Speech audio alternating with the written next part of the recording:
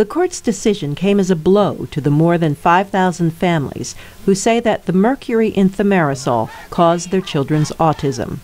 Autism spectrum disorder is a complex neurological disorder that affects a person's ability to communicate and interact with others. Treatments are often expensive. In order to get financial compensation from the government, the families had to prove that thimerosal in vaccines caused autism in their children. Rebecca Estep of San Diego has a 12-year-old son with autism. She was one of the families that helped to bring the case to a special branch of federal claims court.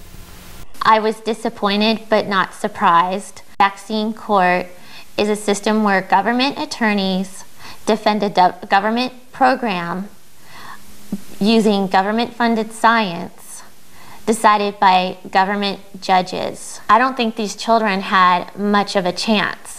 The court released 600 pages of findings and said there is no sound evidence connecting thimerosal to autism, but the anti-vaccine groups dismissed the ruling. A national survey finds that 1 in 4 parents in the U.S. believe that vaccines containing thimerosal cause autism in healthy children, and 1 in 8 have refused at least one recommended dose of vaccine. That is not surprising, says Arthur Allen, the author of Vaccine, a book about vaccines and their controversies. At some level, debates like this never really end. There are still people who believe fluoride in the water is a government plot. Dr. Paul Offit of Children's Hospital of Philadelphia says it's time to move on and find the real cause for autism. I think today's ruling should bring comfort to parents and finally put to rest the notion that vaccines were the problem, and we can start now to focus our attention on the real cause or causes of autism.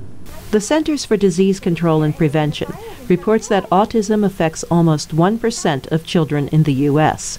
Some studies link autism to a mother's age, others to an autism gene. Still, other research blames environmental toxins.